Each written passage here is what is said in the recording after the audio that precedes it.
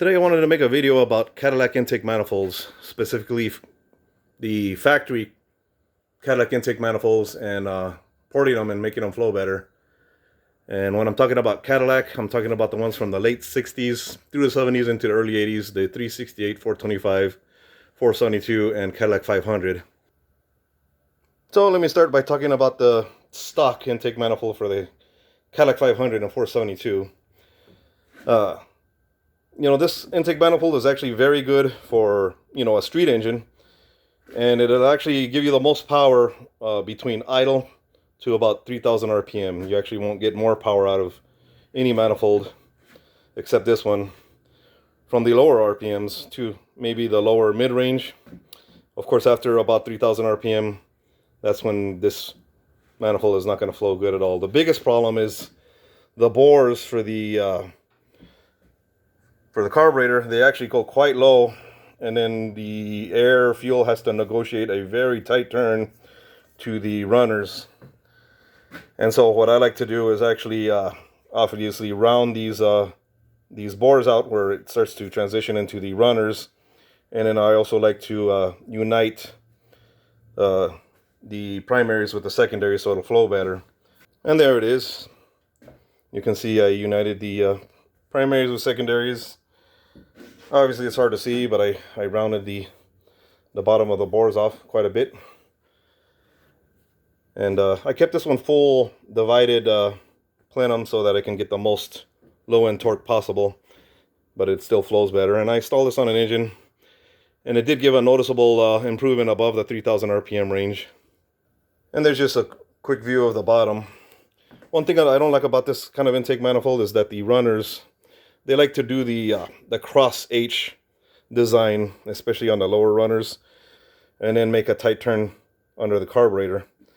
And same thing with this one, it kind of veers over here, and then it has to kind of make a turn here. So I don't really like the design too much. It would have been better, in my opinion, if they ran the runners in a more curved fashion right to the underside of the carburetor, and that would have made it flow better. And now we get to the Cadillac 425 intake manifold. On the left here, this 425 intake manifold that I've pretty much cut out the entire center section and rounded out the transition to the runners. This is basically what it looked like before I cut out the center section. This manifold is actually from a 368, and I'll talk about this in a little while. But as you can see, they're both basically the same. The biggest difference is this one's aluminum, and the 425 Cadillac intake manifold is iron. Many years ago, I did install a 425 Cadillac intake manifold onto a Cadillac 500, unmodified, and I was very disappointed that it didn't make any more power. I thought it was going to make more top-end power since it's single plane. But I guess because of these bores, and these bores go way down. I mean, there's literally just this much space, more or less. Basically the fuel air is going to hit the floor and then make a very tight turn through these crevices to the lower plenum. And so that's pretty restrictive. Anything above, about 3,000 RPM, this is very restrictive. The intake manifold itself, the rest of it is actually quite free-flowing and open. And so if you cut out the center section here, you're going to get quite a bit more flow. And so I installed this intake manifold about a year ago I reinstalled it with the open plenum. And yes, it made a big difference. Top end was quite a bit better. It was even better with this manifold versus the ported dual plane 500 intake manifold. So if you want a cheap, good gain in upper RPM power, this gets you a 425 intake manifold. And, cut out the center, round it out a little bit, and you're going to get quite a bit more power. And of course, if you want to put on a square bore type carburetor like a Holley or Edelbrock, you can just get your open hole adapter, spacer adapter, and then with this you can, if you don't really want to use the quadrant, you can put on a Holley or Edelbrock square bore carburetor. Of course, some of you might be asking, why not just put on the aluminum intake manifold on your Cadillac 500 or 425? Well, the problem with this manifold is the ports are quite a bit smaller. I mean, you look at it, it looks pretty similar, and they are. But if you look closely over here, right here, where the runners taper off, the port gets quite a bit thinner. And I'll show you the underside right now. And there have been people that install these, onto larger, the Cadillac 500. But you just got to be real careful with the gaskets and maybe the sealing, because I have heard that people run into problems with, port alignment. I'll show you the ports right now. They're quite a bit smaller on the 368. And here, both of those manifolds turned upside down. You can see they look real similar. But if you can look at the ports, there's a huge difference. On the bottom of the port, if you was to put this intake manifold onto a larger engine, right about here is where you're going to have sealing problems. And I have seen people port these, and what they'll do is they'll port them all the way almost to the very bottom right here. Problem is gasket sealing. You just got to be very careful if you're going to want to install one of these onto a larger engine so you don't get a vacuum leak or anything. But this manifold is quite a bit lighter than the iron intake manifold. And here I got two Cadillac 368 intake manifolds. These they started making these in 1980 and up. This is a factory unmodified carbureted intake, that uses the quadratic carburetor, obviously. And this is an intake that I modified that used to be throttle body injected, and I put a carb adapter on there so that I can mount, either a square bore or a spread bore carburetor. And I kind of like this manifold because the runners are much more consistent. They have the same volume all the way from the port to the lower plenum. And so I believe this manifold will actually get some better mid-range torque, better velocity. And I have used this manifold on an engine before, and this one performs a little bit better than this one. Obviously, with the carburetor on it, the TBI does not flow well. The TBI is as smooth and good running as the throttle body injected engine is. It doesn't have much power, especially the early 80s throttle bodies don't flow good at all. And so if you put a carburetor on your throttle body injected engine, you're going to get a significant gain in power, maybe 30-40 horsepower over the throttle body injected engine. And I've had a lot of people ask me, hey, where did you get this carb adapter from? I want to put a carburetor on my 368 that has a throttle body injection. Well, it was not just a matter of putting this carb adapter on here. I of course obviously had to bust out my die grinder and open this up and with some trouble mount this carburetor adapter on there so I can put a 4-barrel carburetor. And on my older videos I had a lot of questions about what's the easy way to put a carburetor. Actually, the easiest way to put a carburetor on an intake manifold that came with a throttle body injection is to get you a 2-barrel adapter. And let me show you one real quick. And so here's a 2-barrel carburetor adapter that adapts a throttle body injected TBI to a carburetor. This is the easiest way to get a carburetor onto a intake manifold without cutting it up like I did here. This intake manifold is pretty hard to find. Obviously these intakes are old and they're not easy to find anymore. If you can find one of these and you want to switch over to the 4-barrel carburetor, this is the easiest way to do it. The only thing is, good luck finding one. If you do want to find one, the part number for this intake manifold is 1615445. And I would punch that in a search on your computer and might be able to find one on eBay or somewhere else. And this is the easiest way to put a carburetor on a 368 that was fuel injected. And so if you want to do it the easy way, just get this adapter. Then you can mount like a Holley 500 easily without having to do any grinding modification. You can leave the intake manifold alone on the engine without taking it off. Just put this adapter on there. And then from there, what I would do is definitely change out the distributor from that electronically controlled distributor to a vacuum mechanical advanced distributor, like one from a 425 or 500. And then you can get a completely, non-computerized running engine and do away without the TBI. And last but not least, I got this pretty neat air gap intake manifold.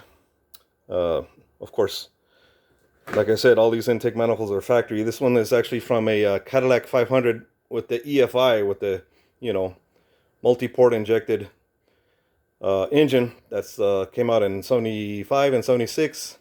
It was also available on the 425s from 77 to 79. Only about 5% of the vehicles made on each year came fuel injected because it was a pretty expensive option. And of course, I've converted this one to a 4-barrel carburetor also. And as you can see, I also cut out these sections here to make it a fully cool running, you know, air gap type intake manifold.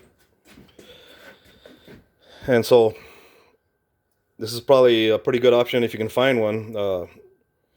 You know, the part number for this one is 1606059. And if you can find one, you know, of course this took a lot of work. You know, this is not exactly, you know, quick and easy. I had to, you know, I wish I had another one to show you. I don't. This is the only one I got. And it had two barrels, you know, 2-barrel throttle body. It had 8 injectors, obviously. I've sealed them off. I grounded out this as large as I could, so that I could, you know, have the, obviously, the longer 4-barrel carburetor on there. And so that's that, you know. It's still low profile. You can put on a, you can still mount your AC compressor. It's still going to fit under your Cadillac hood.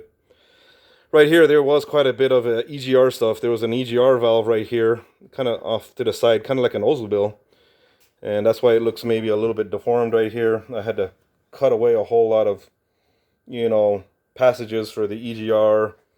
And I had to seal the you know, the opening for the exhaust crossover. And one thing I like about this intake manifold is that it's a the runners are larger. And let me show you the underside. So there's the underside of the intake. And as you can see, I mean, these runners are just, they're pretty massive, you know. And so you might be asking, why did Cadillac make such large intake runners on this manifold and not the regular carbureted intake manifolds? The reason for that is because since there's no fuel going through these runners, you know, it's basically dry until the injector sprays fuel into the ports.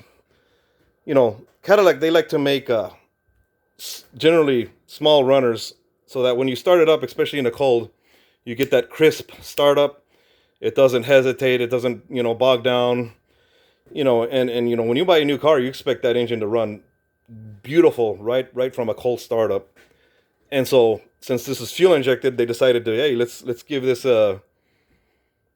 intake more flow. Let's make it put out more horsepower than the standard carburetor intakes. And that's the reason the fuel injected Cadillac 500 makes, you know, about, you know, 20, 30 or more horsepower than the carbureted intake, not because it's fuel injected, but because the runners are quite a bit larger. And so, you know, this makes an excellent performance intake manifold. This spacer right here is actually a wedge spacer, you know, because this intake manifold, since it was fuel injected, the throttle body was, you know, pretty much, how do you say it, flat and even with the pitch of the engine. Of course, since the engine tends to sit, you know, rear lower than the front, and so most of these manifolds have a, you know, a flange that's slightly cocked towards the front. That way your fuel is not going all the way towards the rear of the carburetor and your you know, fuel bowls. And so I added this, you know, aluminum. This is actually a Moroso. This is when you want to give your carburetor a little bit of a, you know, tilt, like it should be on a rear-wheel drive engine. And so that fits there. Of course, you can see I welded in that divider. I wanted to keep it, you know, full divided in order to try to retain the most low end, along with probably getting some better top end with the larger runners. You know, and since it's dual plane, it'll probably still have good street, it'll be a good street intake. And super real quick, I wanted to talk about this here die grinder. This is an electric die grinder. This is what I use to port all my intake manifolds and do all kinds of work, man. This is, I just want to talk about it because this is 50 bucks. And, you know, that's cheap stuff. But man, this thing right here it's held up so far for a couple of years, and I've used the heck out of it. You know, $50, you know, so if you guys want to do the work and, you know, do the kind of work I do, this is, I mean, you got to get one of these to do porting and stuff. Of course, there's better quality ones on, you know, that you can buy, but this is 50 bucks. And in my opinion, if you're a cheap kind of guy like me, low budget, then this is the best investment you can make. 50 bucks. It does take practice to use one of these. This is basically the kind of bit you want to use when you're cutting through cast iron or iron or steel. You know, the bit would look like this, which these are about 25 bucks each, but half the price of the damn grinder. And this one right here is for aluminum. And if you're going to cut through aluminum, this is the one you want to use for aluminum. And so I just wanted to show you that real quick. And so thank you for watching, guys. Stay tuned for my future videos where I try to finish this here supercharged Cadillac 500 engine, double twin supercharged. Thank you for watching. If you guys have any comments or questions, feel free to leave me a line. And I'll see you guys next time, man.